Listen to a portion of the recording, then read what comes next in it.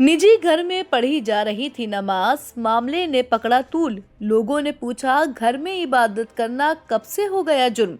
High court ने DM SSP को अवमानना नोटिस थमाया। निजी परिसर में प्रार्थना अधिकार, अदालत का बड़ा पैगाम, प्रशासन से जवाब तलब। आइए बताते हैं आपको पूरी खबर।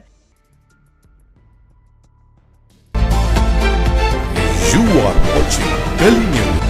इलाहाबाद उच्च न्यायालय ने सोमवार को बरेली के जिला मजिस्ट्रेट अविनाश सिंह और वरिष्ठ पुलिस अधीक्षक अनुराग आर्य को अवमानना नोटिस जारी किया। मामला मोहम्मदगंज गांव में एक निजी घर के अंदर मुसलमानों को नमाज पढ़ने से रोकने से जुड़ा है। अदालत ने कहा कि पहली नजर में उसका पहले दिया गया फैसला, जिसमें निजी परिसरों में प्रार्थना की अनुमति दी गई थी, इस मामले पर भी लागू होता है।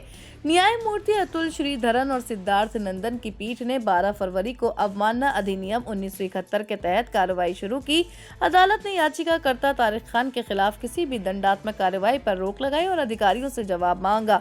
मामले की अगली सुनवाई 11 मार्च को होगी। ये विवाद 16 जनवरी से शुरू हुआ, जब मोहम्मदगंज गांव में दिवंगत हसीन खान के खाली घर के अंदर नमाज पढ़ने के बाद कुछ मुसलमानों को हिरासत में लिया गया। हसीन खान की पत्नी रेशमा ने कहा कि उन्होंने नमाज की इजाजत दी थी और प्रार्थना केवल उनकी निजी संपत्ति के अंदर ही हो रही थी। याचिकाकर्ताओं ने अदालत को एक पुराने फैसले का हवाला दिया, जिसमें कहा गया था कि निजी परिसर में बिना पूर्व अनुमति प्रार्थना की जा सकती है, बशर्ते वो सार्वजनिक जगह तक न फैले। तारिक खान ने कहा कि भले ही वो फैसला ईसाई प्रार्थना सभा से जुड़ा था, लेकिन उसका सिद्धांत सभी पर समान रूप से लागू होना चाहिए। उन्होंने कहा, हम भी अल्पसंख्यक हैं और हमें भी वही अधिकार मिलना चाहिए। अदालत के स्थगन आदेश के बाद उन्होंने घर के अंदर फिर से नमाज पढ़नी शुरू की।